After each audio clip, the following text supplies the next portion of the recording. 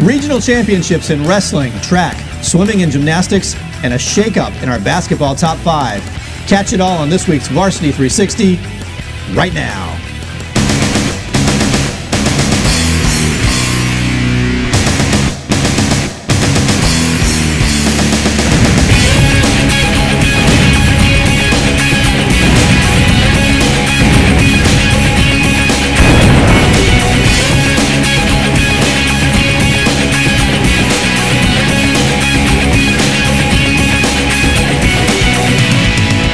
Hi there, everyone, and welcome to Varsity 360, our weekly look at the top stories in Fredericksburg area high school sports.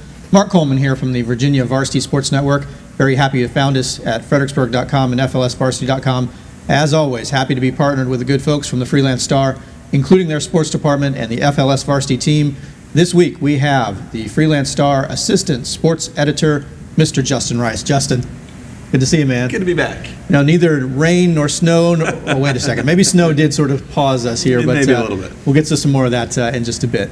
We also have a very special guest in studio this week. Joining us is the head coach of the Mountain View wrestling team. It is Coach Frank DeBerry. Coach, welcome to the show. Thank you. Appreciate you being here. Appreciate the welcome. Yeah, you guys having a busy week? I mean, are you trying to have a busy week? Are you seeing kids at all? A little bit. I mean, I got to see him on Tuesday. Monday. We had a morning practice because I saw the bad weather was coming, so we shifted and had an early morning practice to make sure we got a practice in. And then I've been keeping up with him, making sure that the captains are motivating the ones going to states to keep working out. The crazy time. Guys. Crazy time, crazy week, but we've got a good show for you. Looking forward to it. Let's take a look at wrestling from around the area, starting with the 5A North Regional Championships taking place this past week. Justin, I know you were at this tournament. Mountain View coming away with their second consecutive regional championship. Pretty strong showing from the Wildcats. It was the Mountain View show. It looked close on paper right through one day, but you ran through the semifinal round early Saturday morning, and that was that. Mountain View just ran away with it. Junior Beltran won the 126-pound title. Trevor Watkins won 145. Justin Ferris won 152.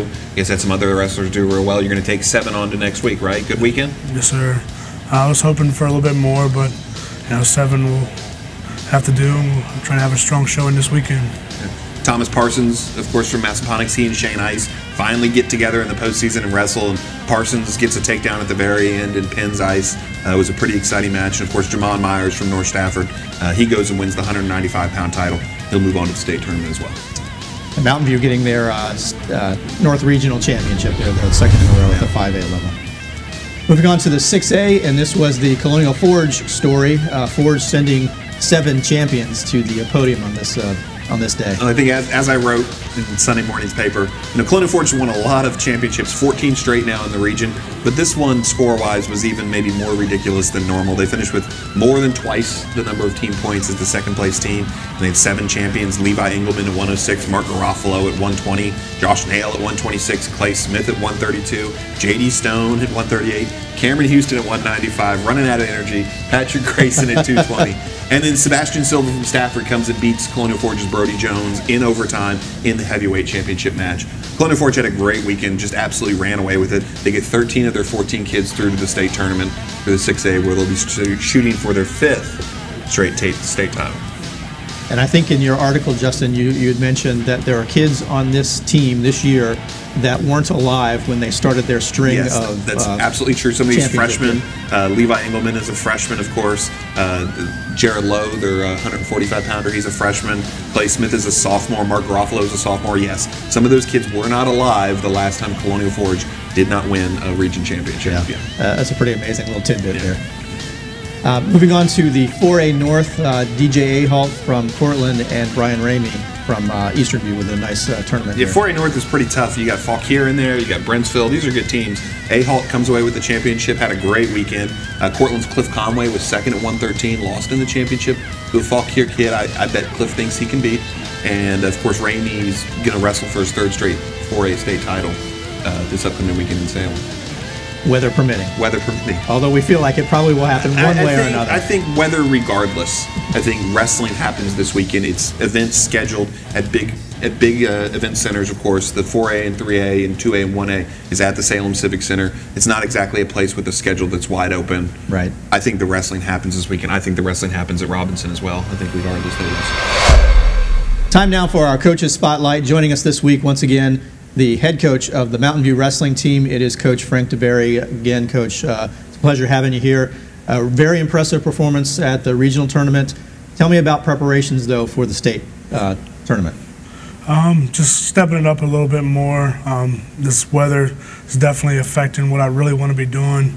But we did get in a good practice on Monday morning, and then I've been following up with my captains, making sure that the 7 that are going to states are getting in good workouts and being monitored by the captains. Justin Ferris told me after he wrestled on Saturday that he thought you guys were the best conditioned team in the building at Orange for the 5A. You guys, conditioning has really mattered for the last year, would you say? It matters to me all the time. I pride myself in having conditioned wrestlers to where, you know, by the time we get to February, the way I do it from November to February, my wrestlers can wrestle a 15-minute match and not gas. And so we're prepared to, you know, regardless of how many overtimes we go into, they better not be tired. I cannot wrestle a 15-minute match. I think 15 seconds might be enough to win me at this point, but that's probably not something that is very common amongst your opponents, I take it. I mean, I wouldn't think so. I mean, and I show the guys, and they see it as the season progresses and teams we wrestle, and you know they understand. Like they hate it in the beginning, and then, hey, Coach, I see what you're saying. Now in January, I beat a kid that beat me in December because my cardio pushed him to another level, and they start to see it as the season progresses, and they start seeing the hard work for the ones that do come to off-season training.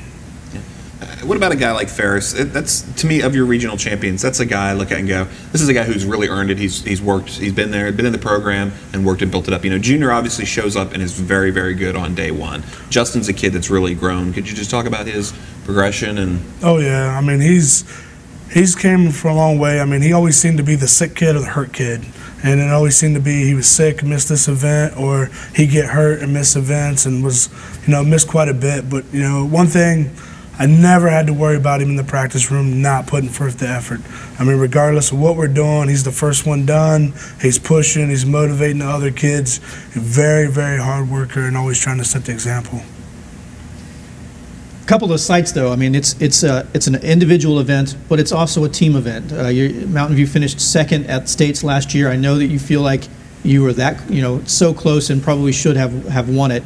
You want to change that fate this year? Yes, sir.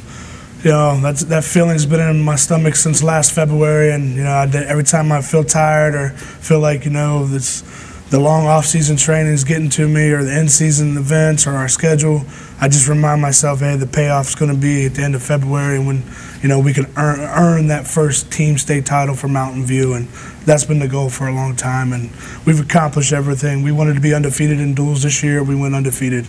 We wanted to win conference again. We won conference. We wanted to win regionals. We won regionals, and there's one last team goal that we got to achieve, and hopefully Saturday we achieve that.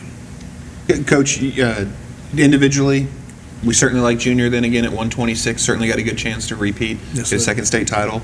145, I think you got to think Trevor Watkins has a good chance. Justin Ferris, right? A good run, but a tough weight class. Neil Richards is out there from Atoka waiting. Yes. But a good weekend, right? To where you guys are going to be able to place a lot of guys. And yeah, I definitely foresee that we could have 3, maybe 4 in the state finals of the 7, and the other ones, fighting hard to try to be top 4, whatever the case may be, because, Joe and RJ, nobody expected them to make it to states, and here they are, and they're coming 4th out of the region, so they're going to run into a region champ first, and so, we just got to wrestle hard and hope that our 7 can beat the other 7. It's 7-card poker, right? We got a bunch of teams that are going to take 7. The 5A South, the 5A North, of course, Mountain View ran away with. The 5A South was very close with several teams in the mix, and it sounds like these teams are all bringing 7, and we're going to see who's 7 are best, right? Correct. Yeah, the research I've done, that's what it's going to come down to. Who 7 shows up the most. Sounds exciting. Well, certainly wish you the very best of luck. We'd love to see you bring home a state championship at the team level. And, hey, how about throw a couple of individual state champions in there for good measure as well? That would be awfully exciting. Love to be able to talk about that next week. I think Junior alone, this is obviously this is the best wrestler in Mountain View history at this point. Is Junior Beltran. Yes. You know, looking for wrestling his final high school matches, looking for his second individual title. That alone, it's going to be a fun week. You can follow us on Twitter. I'll have a lot of updates there from courtside at Robinson from the 5A and the 6A. Looking forward to it. Looking forward to it. Well, again, Coach, I appreciate you being here, and very best of luck at States. Thank you. Some regional championship meets in swimming around the area as well. We'll start with 6A South. The Riverbend boys finishing 5th, the Riverbend girls 4th in this meet. The Riverbend girls actually winning the 200-yard freestyle relay. The Forge boys and girls both finishing 7th. And some individuals, I think Alex Morgan from Colonial Forge, he goes out and wins the 200 freestyle. Luke DeRocher from Riverbend is the 100 butterfly champion. Thomas DeRocher also had a nice meet for the Bears. Pretty good weekend for those guys. They head into the 6A meet Thursday and Friday this week. We'll see. Weather permitting. Yeah. 4A North was held as well. This was the King George boys show, certainly. The boys winning first in this one, the girls finishing a strong 3rd. Cortland boys did show very well as well, winning 2nd place in this one.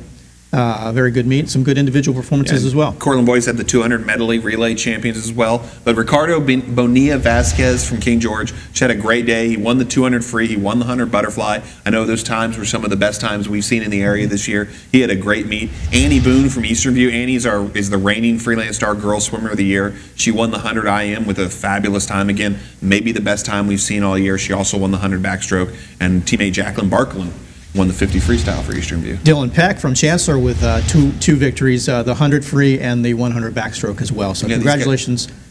Good chance at the state meet. You're going to see some of these names again. Yeah. And we certainly recognize some of those names from last year. So congratulations to all the swimmers and good luck at States. Regional championships in 6A South Gymnastics. Very impressive performance from a Colonial Forge freshman. Jesse Addo wins 1st place in vault, 1st place in beam, 1st place in floor, 3rd place in bars, 1st place all around in the 6A South Regional Championships.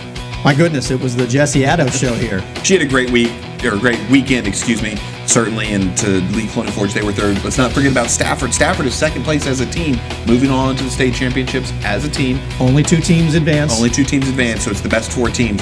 I really like Stafford's chances to be very competitive. Ocean Lakes won the region championship, of course, at the South. You look at the 2 teams from the North and the scores they had in that meet, you really like Stafford's chances to be competitive there. Jenna Chang was 2nd in the all-around, just a half point behind Jesse Addo. Stafford certainly has an exceptionally strong team, and I feel like they've got a very good chance at States as well. But let's not dismiss the performance of Jesse Addo. The freshman from Colonial Forge is our Varsity 360 Athlete of the Week, Jesse Addo, based on the all-around performance at the 6A South Regional Gymnastics Championship. Congratulations to Jesse Addo, the Varsity 360 Athlete of the Week.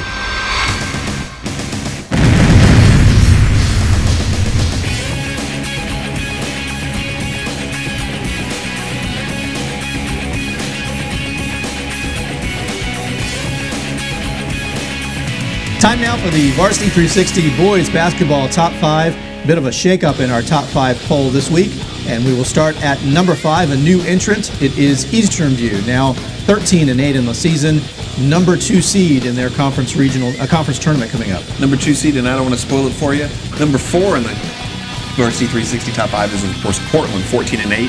Eastern View's the 2 seed, Cortland's the 1 seed. These guys got to get past the semifinal matchup, but then maybe you settle this whole thing and they both make the final and play again. There you go. It's always good to see those head-to-head matchups. Yep.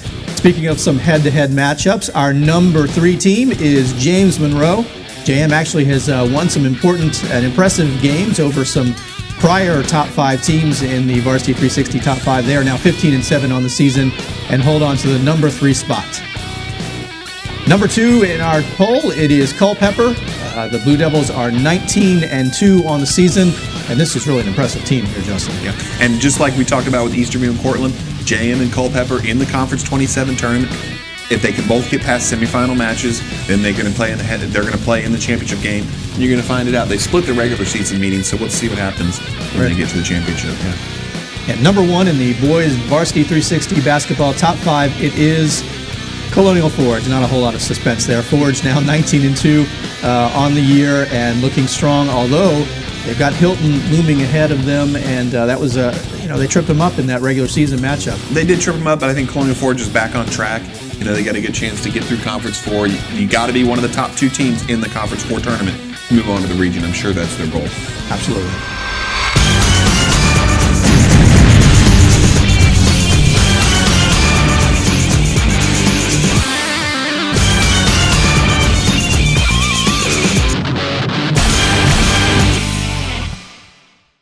Moving now to the Varsity 360 Girls Basketball Top 5. Shake-up on this poll as well. Now coming in at number 5, it is Mountain View. They've had some tough games here this past couple weeks. And the Conference 15 race for 3rd, I think is going to be really, really interesting. 3 teams get out of the Conference 15 tournament and move on to the regions. You really like Potomac in there, of course. Mountain View is there. They're the 2 seed. Massaponics. Brook Point, I think, has shown some spunk lately. I think the race to be one of those top 3 teams coming out of Conference 15 is going to be pretty good. Coming in at number 4, it is Chancellor. Chancellor now 17-5 on the season. They had a tough loss to Caroline this past week. Had a loss previously to James Monroe. Had some injury bugs, I guess, that they're battling. Chargers reeling a little bit. Maybe this time off, this little stretch of weather would be good for them. They got a chance to regather. You really like their chances to get out of Conference 22 and get on to the region tournament for sure. Moving up to number 3 in our poll, it is James Monroe. The Lady Yellow Jackets now 17-2 on the season. 10-game winning streak, I believe. 10 in a row. Yeah, they haven't lost since early January. Just cruising right now. You really like him in Conference 22. Culpeper is the 2 seed there, and you certainly like JM over Culpeper as the 1-2 game. And James Monroe, the Yellow Jackets, haven't turned in a great season right now. And they've been getting contributions from a number of players on this team. Shakira Austin, Monica Ditz. It seems like it's a different girl each night. Yeah, they've got a nice mix, and they're playing real well. Moving up to number 2 in the Varsity 360 Girls Basketball Top 5, it is Colonial Forge. Forge now 15-5 on the season. They had a little bit of a bump mid-season here, but it appears that they have righted the ship, and they are winning these games of late rather handily. Yeah, just like the boys' team back on track at Colonial Forge.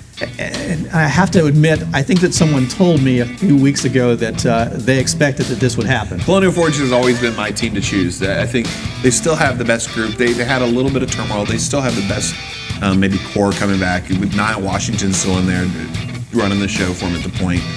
Colonial Forge still a very good team. Conference 4 is pretty tough though, and of course the 6A South is also pretty tough. It's going to be a battle for the Eagles. Absolutely. Yeah. And our new number 1 in the Varsity 360 Girls Basketball Top 5, it is Colonial Beach. Colonial Beach now 18-3 on the year. They have been playing some very tough competition and winning actually rather handily.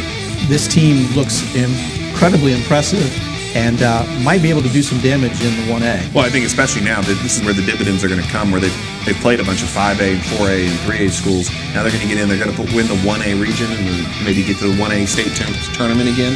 I think this is Colonial Beach's chance to shine. Yeah.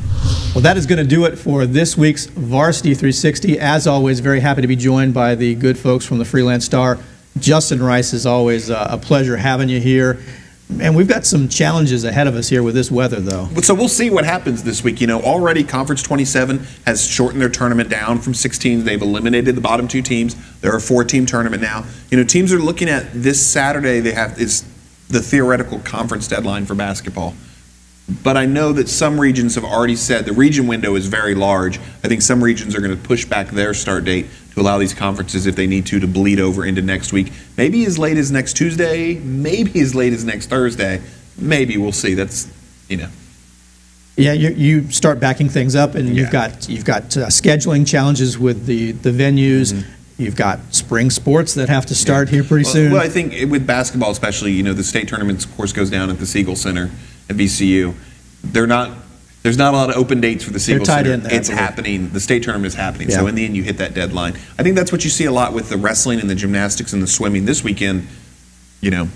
They got to the events are booked and the venues are booked. They've got to get it in. We know 5A track, the North Region track meet, is supposed to take place Thursday up in Landover, Maryland, and they've been told if it does not happen that day, it just will not happen, and they'll just take the seated placers. They'll take the seating list, and those will be the individuals that move on to the state meet. Right. Yeah. An interesting situation though, especially with this recent storm that came through. It hit all of Virginia, so it probably doesn't have there aren't really any schools or areas that have an advantage over another area. Yeah, it's important to remember. Give her more so. It's important to remember the State High School League rule is if 50% of the teams can make a state event, that state event is going to happen. You know, so it could be a tough spot for people. It's been a pretty calm and neutral winter in terms of makeups and snow days and things like that. They couldn't have picked a worse week for this to happen now when you're at the conference and the region and the state tournament deadlines. Yeah, yeah. Well, we will have to stay tuned and find out what happens. We certainly are looking forward to the weather clearing up as well. I'm looking forward to spring sports coming around personally, but we still have plenty of winter sports remaining, and we always enjoy chatting about them with you. Certainly enjoy having you here. Hope that you've enjoyed watching it, and hope that you check back next week as we will recap the latest stories, the best stories around the area and Fredericksburg area high school sports. For Justin Rice and the good folks from the V2SN, my name is Mark Coleman. Thanks for watching, everyone.